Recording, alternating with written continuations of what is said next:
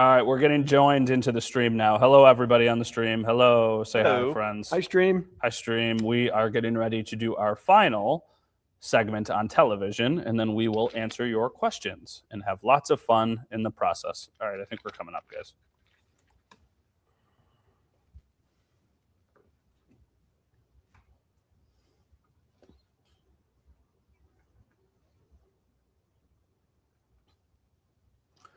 All right, welcome back, everybody. Final thoughts as we get ready for the second half hour of Leading the Charge. Buffalo Bills improved to 10-4, 35-31 win.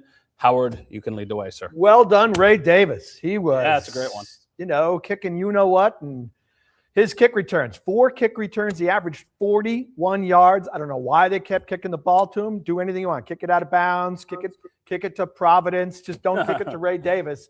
But he gave the Bills offense some shorter fields. Well done, Ray Davis. What do you got, Joe? My final thought is I am not still understanding why they made Gabe Davis a healthy scratch. I mean, Keon Coleman, I understand they're trying to make it work with him. He's in his second year. They want to give him a lot of runway here. But at the same time, if you're going to make someone inactive, don't have it be the player that your quarterback trusts on the boundary to throw to more than anyone else on the roster of the receivers, mind you. Like Brandon Cooks, he gives them the speed threat. I get it. Joshua Palmer, he's just back into the lineup. And Tyrell Shavers, he does the blocking thing. And so really the only one that you could probably sit down would be Keon Coleman. And right now, for me, I'm taking Gabe Davis over Keon Coleman based on what the Bills need right now, 10 times out of 10. So I don't understand the decision. I wonder if it's going to change for next week. And quite honestly, I think it's something that should change for next week. Can I break the rules a little bit? It's not like crazy breaking the rules. My friend Howard was doing the Sabres game the other day. Well done on the intermission report. Thank you. The Sabres made a notable change today, and they moved on from their general manager, Kevin Adams. And whenever somebody loses their job, celebrating that is cruel because this is a crushing career moment for that person. The Sabres did the right thing. This is a move that is well overdue. So, is Kevin Adams completely to blame for all of the issues with the Buffalo Sabres? Absolutely not. But they needed to do something because this organization has been so stagnant for so long. And Jarmo Kekalainen is a legitimate, real general manager who is not afraid to make big swings. This is a very, very exciting day if you were a Sabres fan thinking about the future. So I know that that's not a Buffalo Bills take, but it's Buffalo sports adjacent. I got a trivia question for you. I don't have the answer, though. Okay. When was the last time the Sabres hired a general manager who had previously been an NHL Scotty general Bowman. manager? Wow. That's the answer. I knew it wasn't the last 3 guys. Bang. And no Darcy, and I was trying to figure out. Scotty Bowman. Nicely done. I have a question. Yes. Does this mean I get to talk about the NBA now? Maybe. Joe answers your NBA questions. We answer your NFL questions coming up on the other side of the break. That was well done. Oh, really? I'm glad you knew. I didn't know. I couldn't. I'm going back before Darcy, and it's like Muckler would have been, but he wasn't a GM. So, Bowman. Wow. Scotty Bowman. And that would have been 1980, early 80s? I think it was late 70s, but I think it might have been like 78 or something. That's amazing. Yeah, it's crazy. 40-something Did you know years. in their franchise history, they've only had 3 general managers who were a general manager before hired? I'm trying to think who the other 2 were. Who was the first? Well, it's Punch? probably Kekalainen, Scotty Bowman, and then probably Punch. Punch was head coach, wasn't Maybe. he? Wow. All right, we're on the stream, everybody. So just you can take your IFB off. That is amazing, man. Anyway. It is crazy. It is odd that they did it after they finished with a 3-game. Well, allegedly, the decision had been made. I think Tim might have reported this. Fairburn did. Tim and Fairburn Week definitely they did. They were ahead of it. They were getting the credit all over the place, which is cool. And then I had a nice chat with Tim yesterday at the Bills-Patriots game, just kind of chatting about like the outlook on things and stuff and where to go. It makes perfect sense. But Jeremy White actually posted today that he thinks there's more moves coming. I saw that. So that to me feels like maybe assistant coach stuff, or because if they were going to do something with Lindy, they would have done it today. Maybe a trade. It could be a trade. Maybe roster stuff. Could be a trade. Huh? Maybe not. Yeah. I don't feel like they would make a wholesale sweeping change like this in 2 parts. I think if you do it, you do it in 1 part. I don't know. Maybe. I don't know either. Maybe Jarmo wants his own guy. Scott, first question here. Well, we've got other questions, but the first one I see. Would you want to go back to New England in round one if the playoffs after yesterday? I just think that there's like 3 teams in the AFC who are, scary, and the Patriots are one of them. Yeah, but you wouldn't worry about them going back to New England. I don't think that's the team. I feel like in the wild card, there are much better matchups than the Patriots. I'd rather play Pittsburgh. I think you'd rather play Pittsburgh. You'd probably rather play Jacksonville. Not well, unless they might still not win that division, though. It could be Houston.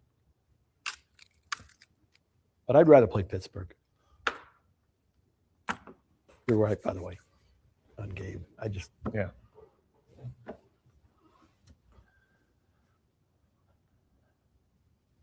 All right, everyone, welcome into the second half hour of Leading the Charge. Buffalo Bills 10-4 on the season following their 35-31 win yesterday over the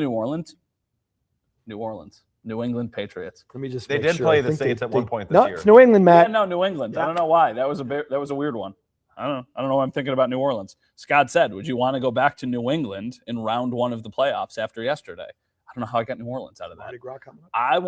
I think if you're the Bills, you want nothing to do with the New England Patriots that early. Like if that was the team you played in the AFC Championship or the AFC Divisional round, I don't think you want to play them again. I think they're good. So let's say the Bills don't win the division. Sure. Rank the 3 current division leaders in order of who you'd want the Bills to play. 1, 2, 3. Least to whichever way. I don't care. I think you want to play whoever wins the AFC South first. Then the AFC, the AFC North first, the AFC South second, then the AFC West, then New England. If I was the Bills, I'd rather play Denver than New England. I don't agree. Okay. I think Denver's defense would scare the living daylights out. I think sure, but I think you'd much rather play Bo Nix. The Denver model is pretty closely simulated by Houston. Yeah, and the Bills struggled pretty prominently against Houston. I would probably veer towards Denver being the less than ideal matchup of that first set, but I think the Bills can beat any of them. Would you rather? How do you feel about Baltimore? I think they are rounding into form. Yeah, that's a little concerning. However, we have seen them take these steps forward and then to come back all throughout the season. Something's up with them. It's weird. I don't know what it is. Can't put my finger on it. It's a weird year in the AFC. Yeah, but if I had to guess right now, I think Baltimore's in the playoffs. And if the Bills don't win the division, then I think this playoff journey could start in Baltimore. Here's one from Cortland. Does Garrett set or tie the sack record against the Bills? How far down is he? He's one away from setting it. Yeah, one away from setting it, right? Yeah, he's going to do it. He's going to get it on Dion. He's been a bad matchup for Dion all Dion's career. Yeah, and you think Josh Allen is like kind of okay with it? Like farving it with like he did with Michael Strahan? Not remember that? Yeah, not he's not going to do that. No, he's not going to do that. But Josh Allen is already so accomplished that this is not a blemish. It gets him into another thing that people will always remember. But you know what? I don't think he cares about I don't think people would remember who it is. The only reason we remember Strahan is because of how he got the sack. Yeah, because if it was a normal sack, you would not recall. Oh yeah, it was Favre. Favre laid down and let it. Right. Yeah. That's why we remember who the quarterback was. And then there was that video of the guy who had it before, like confronting Favre. That was like that whole thing. It was crazy. That's right. Mike, what's up with Prater? You were down at the facility. He has a quad injury. He is apparently week to week. He will be out this week. And the Bills, I think their move will likely be to sign a kicker to the practice squad because now they only just elevate. Yeah, they only have 3 games left, and then once you get to the postseason, you get unlimited elevation. So for as long as Prater is out, then that's it. The names I would keep an eye on: Lucas Haversick, who was with the team before. He was here before. Matt Gay, who was just released by the Niners because Eddie Pinheiro just came back from a hamstring injury. So those are the 2 names I would keep my eye on the most, at least right now. And it's important to remind everybody, Tyler Bass is done for the year. So that is not an option because naturally a lot of people would say, well, what about Tyler Bass? Is this a concern? The kicker stuff? I'm going to say no. I'm not going to lie. There was a moment when I saw the news this afternoon, I thought, please, football gods, let this not be the way the Bills get screwed. But I'm going to say no. I think I don't want to say a kicker is a kicker. You can find a kicker anywhere, but you'll find a kicker. Yeah, and I also think that it sounded like Prater would be back probably for the playoffs. I Week to week, so it's, when you I wouldn't go that far Mhm. because I don't think that McDermott no. went that far. Yeah. I think that's just basing it off the fact that week to week normally means that, but week to week can also mean head to IR, yeah. and then it's done. So Find a guy who's kicked in like winter conditions before. Yeah, exactly. This one is from Juan. Juan, you watch like every week, so thank you. We appreciate it. He says, "Hi, guys. Can you explain or give us a scenario how the Bills win the division?" Well, that's literally the We were just talking conversation about we that. had as we walked down the hallway and into the studio this evening. So, Joe, take it away. And by the way, the out time is 39 minutes. I have 39 minutes to No. I'm You, kidding. Joe. I'm kidding.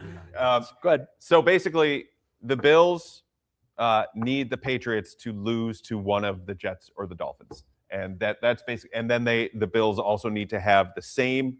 They need to have that happen, and they need to have the same or better record than the Patriots. If they have the same record, then the Bills would need to beat the Jets in Week 18. That's the only other involuntary thing that needs to happen. And it has to be the Jets or Miami because New England would have Yes, the tiebreaker, division tiebreaker. which is one of them is the division record. New England's what? I think 3-1 in the division now, and the Bills are Yes. 3-2. So that's why one of their losses has to be to the Jets or Dolphins. The Baltimore game somewhat doesn't matter. The only reason the Baltimore game matters is if the Patriots lose to the Ravens, it enables the Bills to be able to lose to the Eagles or the Browns. Gives them a little cushion. Scott They have to win, Scott lose the Bills. asks, so are we rooting for the Pats or the Ravens this week? As weird as it sounds, you might be actually rooting for the Patriots. Because as long as you take care of your own business, I would still say Ravens. you're probably right, but I think you're trying to avoid the Ravens. You're trying to have your cake and eat it too. There, You absolutely. I are. would just say root for the Ravens to win. So Not that way, if the Bills were to lose to the Eagles, then the division is still very much in the ballgame. There aren't enough showers to take for me to root for the Patriots. That's totally fair. That is totally fair. I would feel dirty. By the way, the Chiefs were eliminated yesterday. Yeah. Which is insanity. I feel bad celebrating only because Mahomes got hurt. That stinks, and that's a very serious injury. That stinks. Yeah. It's just mind-boggling to me that they are not in this right now. And the Bills eliminated them. Yeah, that was part of the formula. They were one of the four things that needed to happen. Going into the day, I was sitting in the hotel, and I was watching the ESPN show, and it was the Chiefs could be eliminated if boom, boom, boom, boom, and boom happened. I was like, okay, the Chiefs are going to make the playoffs. And then all of a sudden, the Bills game ended, and I was like, whoa, the Chiefs just lost? Yeah. All right, we got to go to commercial. As soon as they lost, my wife yelled down to the basement, said, "It's Christmas already." It's Christmas. I got rap in all capital letters from Michaela in the control room. 39. We'll be right back. Nice job. Rap. Nice job. Taylor? Huh? Taylor Rapp? It's Michaela's last day. So Prater is not on IR. So they can't use a roster spot on a new kicker because Prater is on the 53. Right, so that's why they would do practice squad elevations. But then they would run out of practice squad elevations, right? No, I thought they only had one left. Practice squad elevations. No, kicker. It's 3 per player on the practice squad. Okay. I thought I read something about how they had, and also it resets in the playoffs.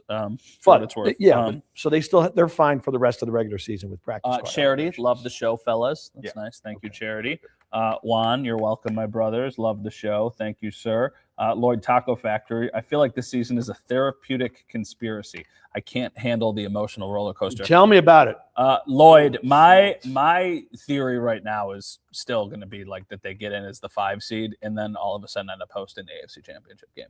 That'd be pretty interesting. Because it's not that crazy to think that if they get in as the 5 seed and they win the matchup against the 4 Has the 5 seed. seed ever hosted the AFC Championship game? I'm not sure.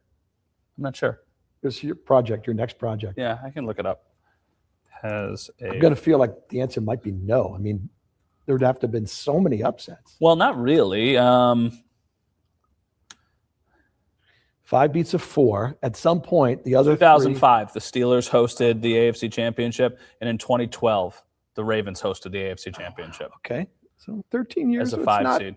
2 times this century. That's not unheard of. Yeah, because my thought is, and once again, this is very who knows, but what if the Bills are the 5 seed and the team that doesn't win the AFC South is the 6 or the 7 seed? That team could absolutely, especially if it's the Texans, that team could absolutely go win their first game.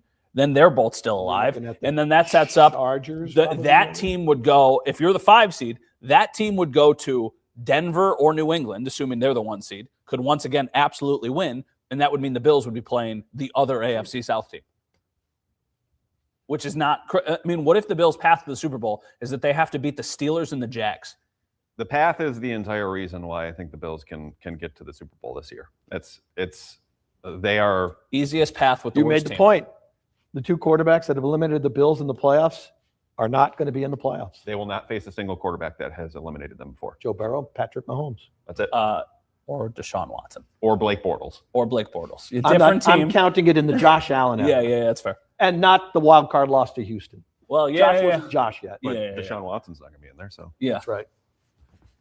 What's the line against the Browns? Do you know? 10, I think. Is it? Yeah. Wow, that's higher than I thought. That's a really big line on the road. I'll double check it. How much time? Coming back now. Oh, okay.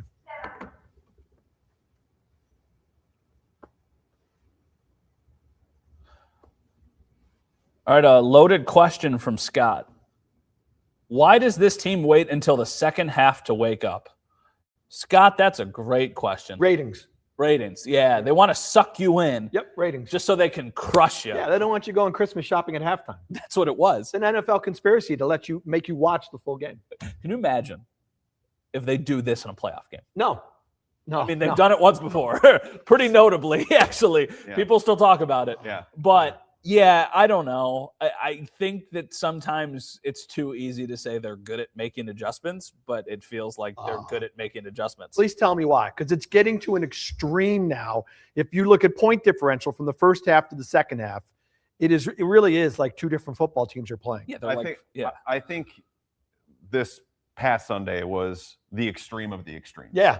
Like the Bengals game, I wouldn't exactly classify it the same way. This wasn't even Baltimore. This was way beyond. They were flat out outplayed. No offense, so defense. The coach wasn't doing well. It was really interesting to hear, because this was one of the things that I was most interested in heading down to the locker room was, what was that halftime like for a lot of those guys? And like you would obviously think, okay, well, the coach went in there, just lit him up. Rah. Yep. Sean was like very even keel. He's just like, I don't know what that was, but that's not us. We're better than this. And the players basically put the onus on themselves, and they're like, all right, well, you're right. Let's go. You're right. Let's go prove that you're right. And I think that is the difference to where this is kind of a broader point. And this was the column that I wrote last night, was they have so many scars from past eliminations and ghosts from past eliminations that I think, because this is such a veteran,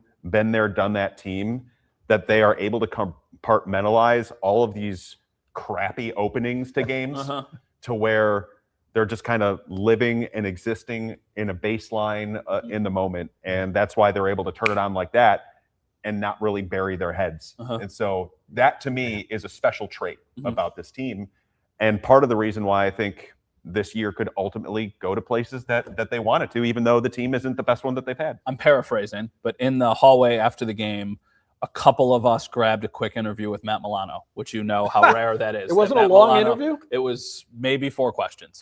And how many seconds? I think it was 49 seconds total. I saw it. 49 seconds total. But the reason I bring it up is I asked Matt, I'm paraphrasing, but it was something along the lines of, what is it like to be part of a comeback like that when the defense starts to click? And he was like, I don't know, man. I don't ride the waves of a game, which is like the most Matt Milano answer ever. But it also speaks to the point that you talked about. Shakir, were you in the interview with Shakir after the game? No. Shakir was like, I was like, what happened at halftime? He was like, honestly, nothing. It was like really chill. Yeah. And he was like, we just kind of all knew, like, that wasn't good enough. Yeah. Let's figure it out. But that's also, to Joe's point, that's a great sign. Yep. When you get to the point where you don't need a head coach to go and break things in the locker room at halftime, and it's internal leadership that drives whatever has to be done to make corrections, that's a great spot to be at as a team. Now, I'm not condoning first halves that make me utter words I can't repeat on the show, but that's great when you have those guys in the room who understand We got it, Coach. Don't worry Hold about your it. thought Okay. for the commercial. Okay. Sorry. We are throwing to a quick break if you're watching on TV. And if you're watching on the stream, don't worry. We're not going anywhere. Should I continue Boy, this on television? truer words were or- never Continue now spoken. if you would like. So I think the thing that doesn't often get enough credit is the emotional awareness levels of Sean McDermott with his roster and his deep understanding of what the moment needs. Like when to yell and scream, when not when to do all this stuff, what cards to play. Yeah. He is so aware and intelligent with that stuff because he listens to people. He understands people. Like you've had conversations with him. He actually looks you in the eye and like listens to what you have to say. I think that is a vastly underrated part about him, and the reason why, I get why fans get frustrated with him with the in-game stuff, but the reason why he's so insulated with the Bills is because he truly is just on top of everything within that building. And having that wherewithal in certain moments like that to help them get themselves out of those doldrums and to understand exactly what that specific team needs, I think that deserves a lot more credit than it gets. Trey White had a good answer about it yesterday, too, about just the comeback. And Trey White was really solid yesterday also, by the way. But he had a good answer. He was like, you don't want the first time that happens to you to be in the playoffs. And you think about it. Remember the Bengals game that they lost in the playoffs? Where it's like the Bengals went up early and the Bills just could not even kind of come back into that game. So there is something to be said about if you get to the playoffs and you go down 21-0, I do not like their chances to win. But I don't think that they'll be dead. I think that they'll at least have a chance. They know that they can do it, and they know that they can do it against some really good quarterbacks. Because think about how many times they've done it now. The counter to that is there have also been times this season where they weren't able to do it, but they've grown since then. Because this is eerily similar to the Falcons game. So you can say, they can come back against anybody. Sort of. Because against the Falcons, the defense was phenomenal in the second half, but the offense couldn't do anything. And then almost the same thing with the Texans game. They were awesome defensively in the Texans game, but the offense couldn't do anything. So it's usually contingent on, hey, Josh, go do Josh stuff. And when he can, that's when they're the most dangerous. The defense knows it doesn't have to just only be that. Like they can contribute themselves. Yeah. How much of an impact has Chris Tabor had on special teams? I think significant because it's not like they're just trotting out and trying to do the same things over and over again. He is continuously trying to reinvent what they're doing on kickoff return, what they're doing on punt return. It's really impressive to see how much stuff he's tried. And, I'm a psycho and I track this stuff. But like they did something super unique in that game that, and we don't have enough time to get to it. But Alec Anderson? Well, it's not just Alec Anderson. It's where they used Alec Anderson. Yeah. Did you see this? I didn't. It was, we'll talk about it next commercial. Okay. Good tease. Good tease, right? All right, welcome back, everybody. A couple segments left here on Leading the Charge. We've been answering your questions during, this half hour or so here. My question is, of all of the teams they could play in the playoffs, who is the team that is the worst matchup for them? Who do you think that is? It's a tricky question because the AFC is so all over the place. And I think we all agree they could beat anybody. But who would be the team you would be the most fearful of? I got mine. You want to start? Go for it. I'm going to say Denver. Okay. Here's why. I've always thought Denver's defense is outstanding. The matchup you don't want for the Bills is a team with a really top elite level defense. Now, I know I brought up Houston. I don't want to say it again because the guys yelled at me last time I mentioned that.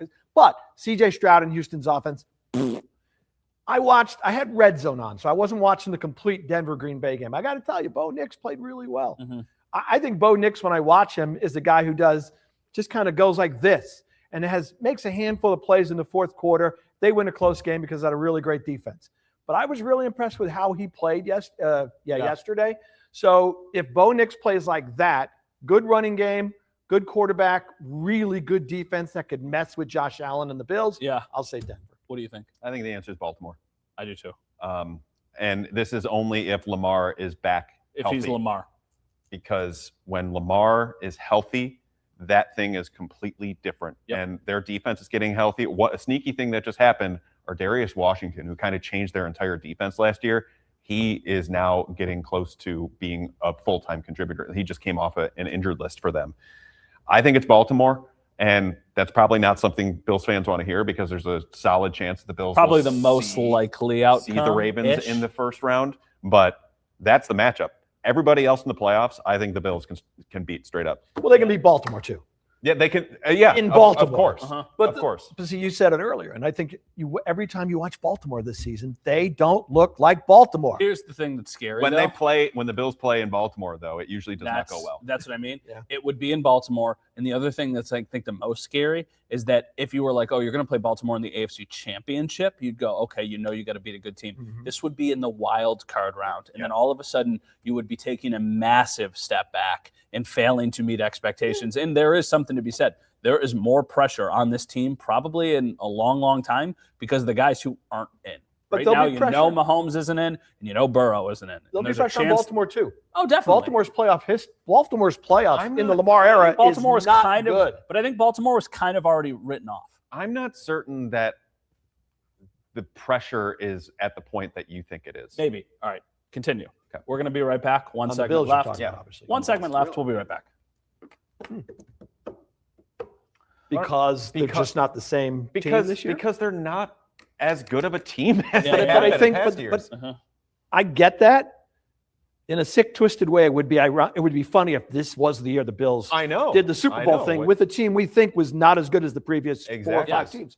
But That's why I the think way, there isn't as much the way pressure on it. Josh is playing now, and no Mahomes, and no Burrow, and even Baltimore, if they're in not vintage Baltimore, don't you think people will start to look at the Bills and say, "Hey, they may be a 5 seed, but guess what? That's your favorite." No, because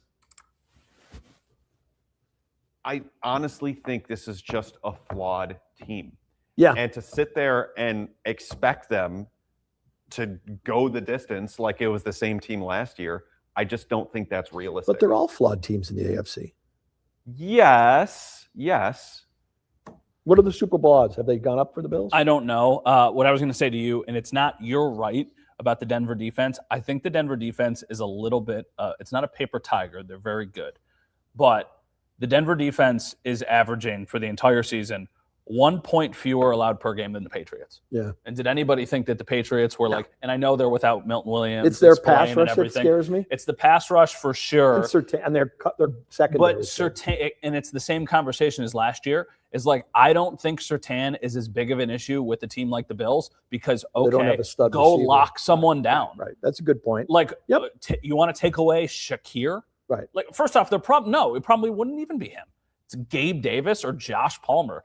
Be our guest. Actually- and Denver's defense historically, at least the last couple of years, has really struggled against running backs That's what I was and just tight going to ends. say. I need to look up and see who's got the best run defense However, they do have a good pass rush. because They you'd have a worry great about, pass rush. but you'd worry about them Unless making you the ask Bills Dion after the one-dimensional. last game in the playoff game last year. Benito's legit. Benito's awesome. All right. Didn't talk about Chris Tabor. All right, welcome back, everyone. Quick question, Scott. How much does Ed Oliver coming back for the playoffs change your mind on the defense? Is it a foregone conclusion that he's back? I think he's going to be back. Yeah. I mean, just you see Ed Oliver around the building, and Uh-huh. he's like sticking his nose into every He's defensive flexing drill. at people. He's like, he was running with trainers after a practice last week. He's an absolute machine. Uh-huh. That guy. Like he's such a unique personality.